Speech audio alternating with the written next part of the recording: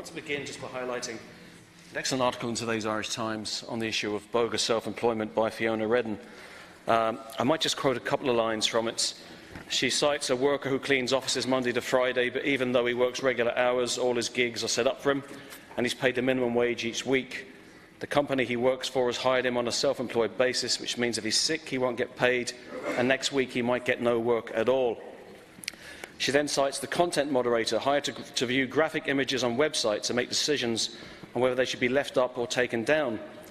The stress of the job can get to her, but as she's not an employee, she'll find it difficult to get stress-related paid leave or make a personal injury claim.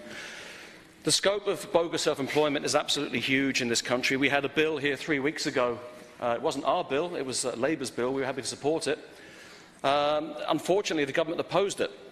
And more unfortunately again, Fianna Fáil never turned up.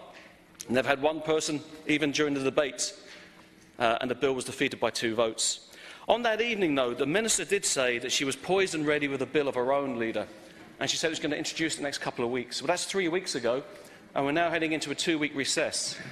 And what I'm hearing is that there's been intensive lobbying both by IBEC and the American Chamber of Commerce in relation to this issue. And I want an assurance from the Leader as to when this bill is going to be introduced, because it is absolutely crucial. Apart from the fact we're losing $240 million of revenue each year in unpaid taxes, the level of exploitation of workers is absolutely disgraceful. And we had an opportunity to deal with it 3 weeks ago. The government rejected that opportunity, and it now appears that you're dragging your heels again. A simple assurance in terms of a date when that bill will be published would be very welcome, Leader.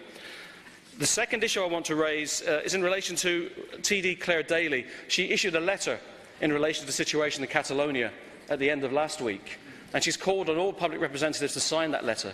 The letter doesn't call for you to call for independence for Catalonia, but just to call out the level of human rights abuses which is happening there at the moment.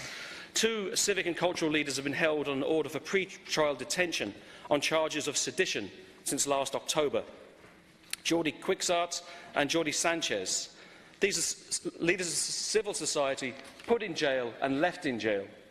And you may know, Leader, that the civil trial that's happening there in Madrid, the fascist party, the Vox party, are actually joining with the state prosecutor to make their own prosecution and are levelling charges of up to 75 years in jail.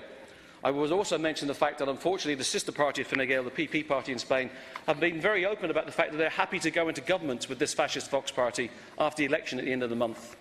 It's incumbent on all of us who believe in civil rights and freedoms to stand up at this point and stand up for freedom in Europe. And I would urge all of you here to have a look at that email, have a look at that letter and sign it and stand up for human rights.